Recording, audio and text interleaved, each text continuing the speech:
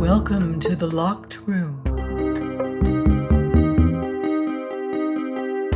Stories from the golden age of mystery and crime fiction. I'm Mardell, reading The Case of Jennie Brice by Mary Roberts Reinhardt. Chapter 12. The slipper, the rope, the towel, and the knife and the blade were produced in court, and I identified them all. They made a noticeable impression on the jury. Then Mr. Llewellyn, the lawyer for the defense, cross-examined me. "Is it not true, Mrs. Pittman," he said, "that many articles, particularly shoes and slippers, are found floating around during a flood?" "Yes," I admitted. "Now you say the dog found this slipper floating in the hall and brought it to you. Are you sure this slipper belonged to Jennie Brice?" "She wore it. I presume it belonged to her." "Now, Mrs. Pittman, after the Ladleys had been moved to the upper floor, did you search their bedroom and the connecting room downstairs?" "No, sir."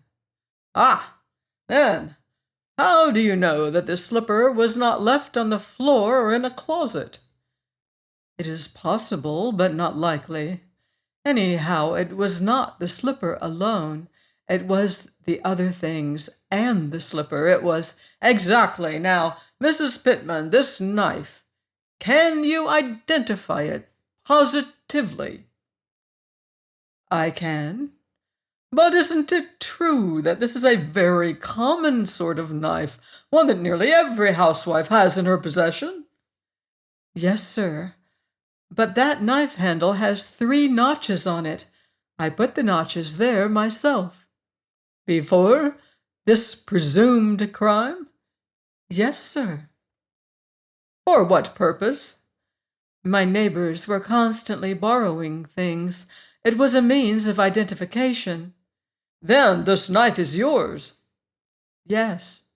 "Tell again where you left it the night before it was found floating downstairs."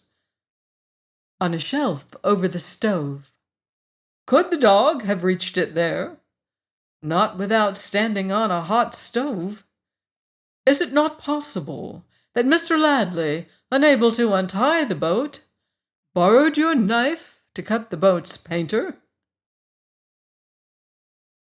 "No painter was cut that I heard about. The paper hanger—" No, the boat's painter, the rope." "Oh. Well, he might have. He never said." "Now then, this towel, Mrs. Pittman, did not the prisoner on the following day tell you that he had cut his wrist in freeing the boat and ask you for some court plaster?" "He did not," I said firmly. "You have not seen a scar on his wrist?" "No." I glanced at Mr. Ladley. He was smiling as if amused. It made me angry. "And what's more," I flashed, "if he has a cut on his wrist, he put it there himself to account for the towel." I was sorry the next moment that I had said it. But it was too late. The counsel for the defense moved to exclude the answer, and I received a caution that I deserved. Then— "You saw Mr. Ladley when he brought your boat back?"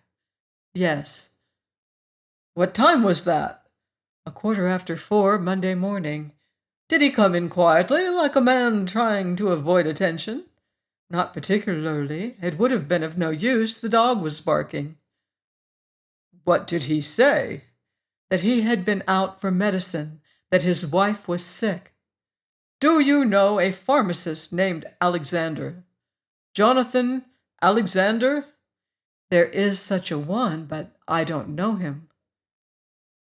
I was excused, and Mr. Reynolds was called. He had heard no quarreling that Sunday night, had even heard Mrs. Ladley laughing.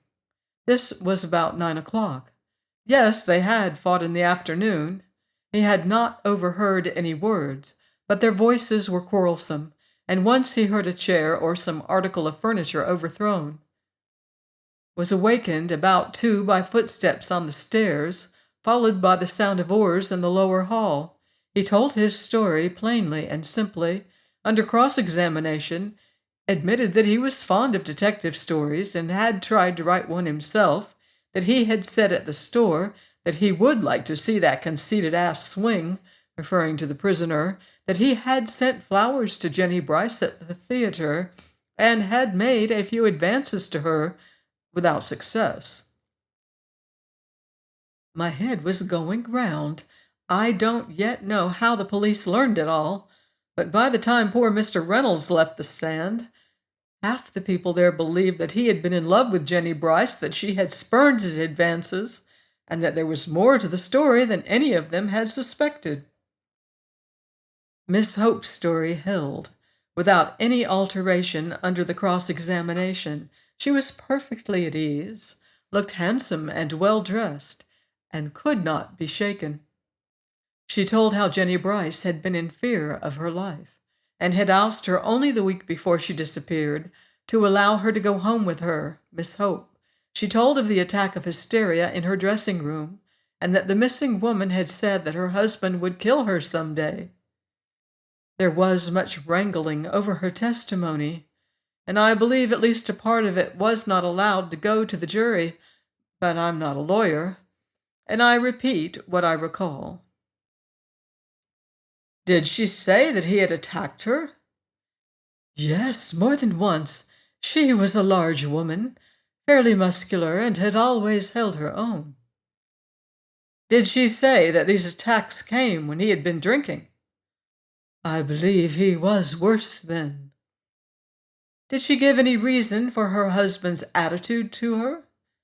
She said he wanted to marry another woman.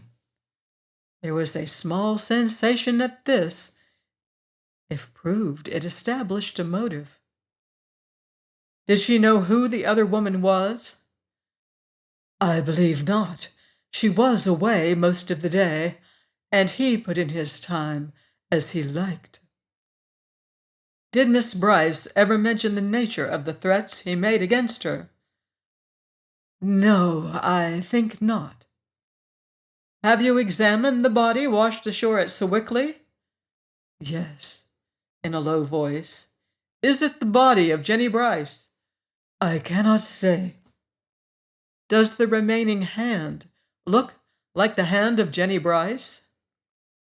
Very much. The nails are filed to points, as she wore hers. Did you ever know of Jennie Brice having a scar on her breast? No, but that would be easily concealed. Just what do you mean? Many actresses conceal defects. She could have worn flesh-colored plaster and covered it with powder. Also, such a scar would not necessarily be seen. Explain that. Most of Jennie Brice's décolleté gowns were cut to a point. This would conceal such a scar. Miss Hope was excused, and Jennie Brice's sister from Olean was called. She was a much smaller woman than Jennie Brice had been, very ladylike in her manner. She said she was married and living in Olean. She had not seen her sister for several years, but had heard from her often. The witness had discouraged the marriage to the prisoner. Why? She had had bad luck before. She had been married before? Yes, to a man named John Bellows. They were in vaudeville together on the Keith circuit. They were known as the pair of Bellows. I sat up for this, for John Bellows had boarded at my house. Mr. Bellows is dead? I think not. She divorced him. Did you know of any scar on your sister's body? I never heard of one. Have you seen the body found at Sewickley? Yes, faintly. Can you identify it? No, sir. A flurry was caused during the afternoon by Timothy Semth. He testified to what I already knew, that between 3 and 4 on Monday morning, during the height of the flood, he had seen from his shanty boat a small skiff caught in the current near the 9th Street Bridge. He had shouted encouragingly to the man in the boat, running out a way on the ice to make him hear. He had told him to row with the current and to try to steer in toward shore. He had followed close to the river bank in his own boat. Below 6th Street, the other boat was within rope-throwing distance. He had pulled it in and had towed it well back out of the current. The man in the boat was the prisoner. Asked if the prisoner gave any explanation. Yes, he said he couldn't sleep and had thought to tire himself rowing. Had been caught in the current before he knew it. Saw nothing suspicious in or about the boat. As they passed the police patrol boat, prisoner had called to ask if there was much distress, and expressed regret when told there was. Tim was excused. He had made a profound impression. I would not have given $1 for Mr. Ladley's chance with the jury at that time. Join me next week for more mystery and suspense on The Locked Room. In the meantime, beware of footsteps in the dark.